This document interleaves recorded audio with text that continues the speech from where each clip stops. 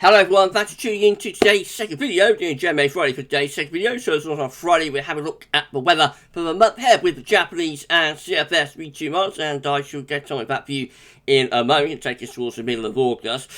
More about that in a moment. As I said, first video we say was our 6 AM upload, and of course that is beginning to now come into the time frame of early next week. So there's a little bit of info about the conditions early next week. We will be back later on for 10 to 14 day, but we'll primarily focus on next week's extreme heat wave. A red alert has been issued by UK Met Office. We are now facing a national emergency for next week, Monday and Tuesday, for very, very, very extreme heat. And more about that in today's third video, which is going to be a must-see, so make sure check that out later on. Please like, share, subscribe on the video. Thank you so much, everybody, for doing that. Well, we're such a busy day. I better crack on with JMA Friday and get this one out of the way, I think. So we're going to start off with week one, 500 millibar high time from the Arctic and North Pole view down. So this is the Arctic Circle, just North part, I should say, and the wider Arctic Circle is just there. Mid-latitudes are around there. Right, let's rattle through these as quickly as we can and then get on with the important video,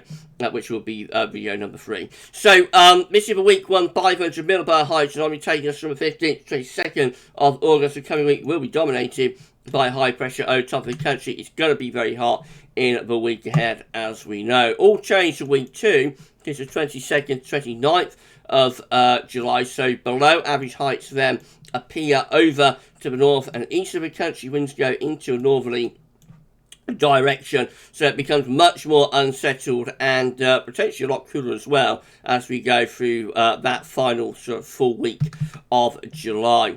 Weeks 3 and 4 also looking a little bit mixed. It's going to be 29th of July to the 12th of August with below average heights, low pressure again to the north and northwest. Looks like they're bringing in an Atlantic flow, so unsettled with low pressure bringing showers or longer spells of rain in from off the Atlantic Ocean, and quite cool temperatures probably with that as well. So once this heat is out of the way in the next week, the JMA model sees no return to excessive hot weather before the middle of August, really.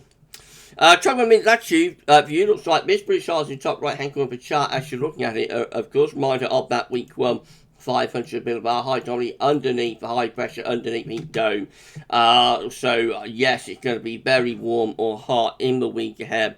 15th, 22nd of July, significantly above our temperatures in the red colours there across many parts of Europe as well. So a hot week to come, and dry as well, drier than average as you expect under that big ridge of high pressure. Week 2 is much more unsettled with below average heights in over top of the country and to our north and northeast as well. This is 22nd, 29th of July.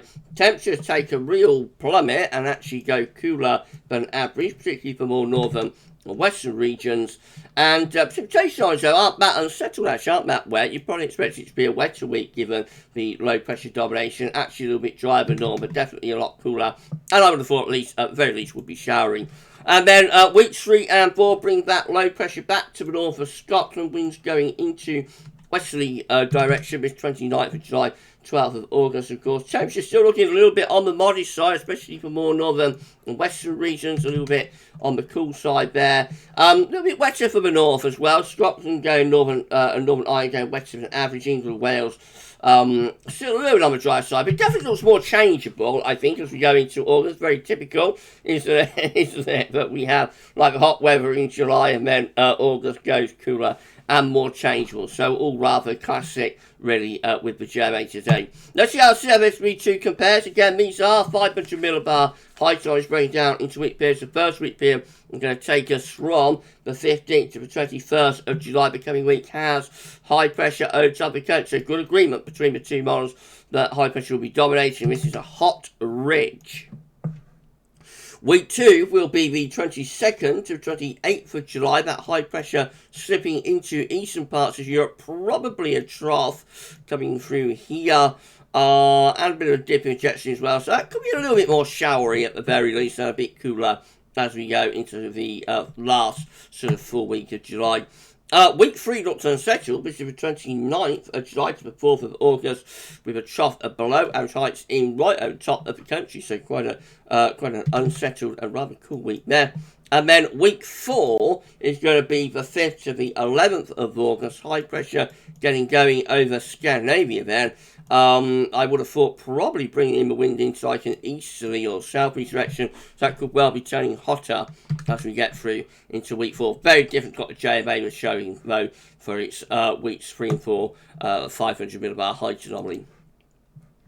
Temperature on the CFS-V2 for week 1, 15th, 21st of July, hotter than average, substantially so for the UK, for Ireland, and for most parts of West Europe as well. Notice over into Russia, though, far East Europe and into Western Russia, it's really quite cool there, significantly below average temperature. That's where the cool weather is at the moment. Week 2 will be the 22nd, 28th of July, and that one is looking warmer than average as well, with above average temperatures. Week 3 is going to be the 29th of July to 4th of August. About average temperature, so a bit of a cool down definitely taking place there, late July into early August. Week 4 starts to go hotter again.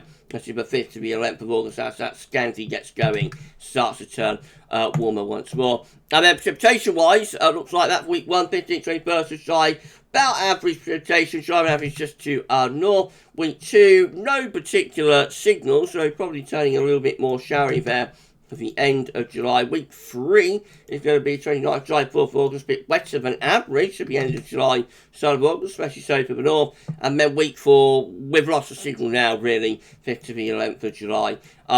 So there's no particular signal to be gleaned there.